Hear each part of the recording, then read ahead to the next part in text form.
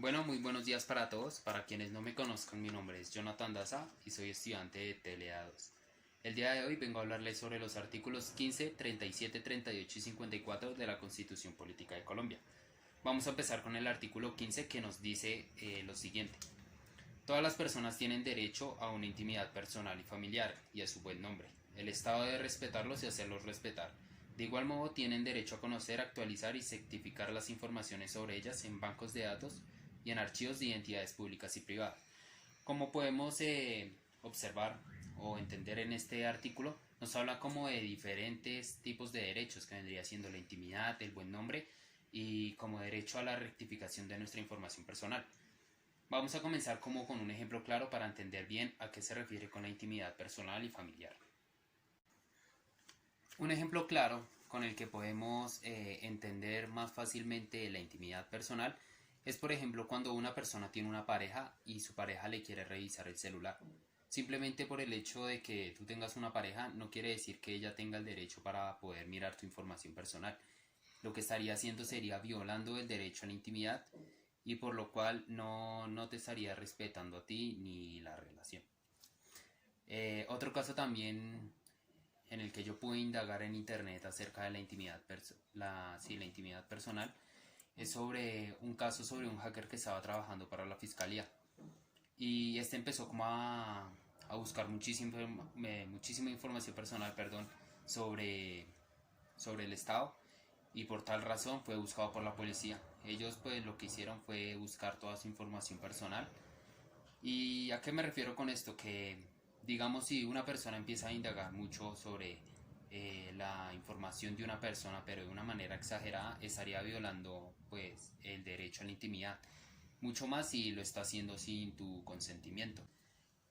Bueno, vamos ahora a pasar como con otra parte que el artículo número 15 nos decía, que era sobre el uso del buen nombre y que el Estado debe respetarnos y hacerlo respetar. Esto lo podríamos ver como muy parecido al ejemplo anterior, donde digamos nuestro nombre estuviera siendo como investigado por una persona por algún tipo de situación. Esto lo que estaría haciendo sería afectando como nuestro nombre y también como nuestra reputación, mucho más si digamos llegase esa información a la luz pública. Esto también lo podríamos ver, o yo lo veo de otra manera, por ejemplo, en un colegio. Me refiero en el artículo donde nos dice que el Estado debe respetar y hacernos respetar pues el buen nombre. Y me refiero con esto a que digamos en un colegio donde el nombre de un niño o un apellido sea como motivo de burla para sus compañeros. Ahí es como lo entendería, otra forma de que yo lo entiendo, del artículo donde nos dice que el Estado debe respetar o hacerlo respetar nuestro nombre. Eh, Otra situación también en la que yo lo veo es, digamos, cuando las personas tienen un apellido conocido como mundialmente. Y no por esto me refiero a las buenas acciones que ellas hayan hecho, sino pues todo lo contrario. Por ejemplo, eh, los familiares de los narcotraficantes. Simplemente el hecho de que estas personas tengan el nombre pues de esa persona que cometió pues tantas masacres o tantas malas cosas al país, no significa que ellos también sean juzgados de la misma manera que pasó con esa persona. Entonces ahí es donde yo opino también que eh, este artículo se vería pues bien reflejado debido a que pues, la sociedad debería aceptarlos de la misma manera que aceptan a cualquier otra persona y no pues juzgarlos por su nombre o por su apellido. Bueno, y ahora vamos a pasar con el último punto que vendría siendo como más un punto basado en la información. Esto se conoce como el habeas data. Todo esto es como una recolección de datos. Entonces, por ejemplo, si a usted le empiezan a preguntar sobre cuántas deudas usted debe, que cuánto usted paga, por ejemplo, de arriendo, que si está enfermo, que si no. O sea, esto ya vendría siendo como una información exagerada de datos personales. Y esto se estaría cometiendo, esto sería entendido como una violación al derecho de la privacidad, por lo cual vendría siendo también riesgoso de que una diera tanta información. Un claro ejemplo con el que podríamos decir esto es, digamos, esas situaciones donde personas anónimas llaman a personas amenazándolas. Una vez estos ya sabiendo sus datos personales, los amenazan a ellos diciendo, por ejemplo, que van a publicar en los diarios cuánto dinero ellos deben a cierto banco. Entonces ahí podrían estarle como estafando a esa persona para que sea perjudicada, y por tal razón estaría haciendo pues un delito, no solo a la intimidad personal, sino algo muchísimo más grave. Y bueno, y así es como culminaríamos el artículo número 15, y vamos a pasar ahora a hablar sobre el artículo número 37. Bueno, ahora vamos a pasar con el artículo 37, que nos dice lo siguiente. Toda parte del pueblo puede reunirse y manifestarse pública y pacíficamente. Solo la ley podrá establecer de manera expresa los casos en los cuales se podrá limitar el ejercicio de este derecho. Bueno, como sabemos, la protesta social es uno de los derechos de todos los ciudadanos y uno de los caminos con los que cuenta la sociedad para poder exigirle al Estado sus obligaciones. Entonces ahora vamos a explicar un poco mejor esto como con un ejemplo. Digamos, si usted es una persona que se va a reunir con más gente para manifestarse públicamente, pero pacíficamente, lo puede hacer porque así no lo dice el derecho. Como lo hizo, por ejemplo, la Minga hace unas semanas, que vinieron a protestarse por, por la muerte de varios de sus líderes sociales.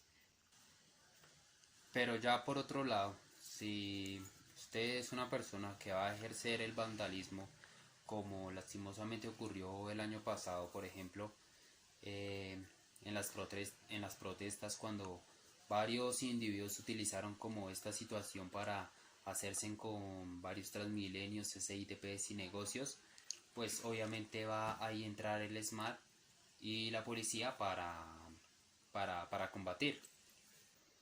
Y bueno, las formas como las personas normalmente se convocan para poder protestar es, digamos, una de las vías a través de las redes sociales, donde se convocan para manifestarse, ya sea por decisiones o por hechos que haya hecho el Estado y que el pueblo no esté de acuerdo con.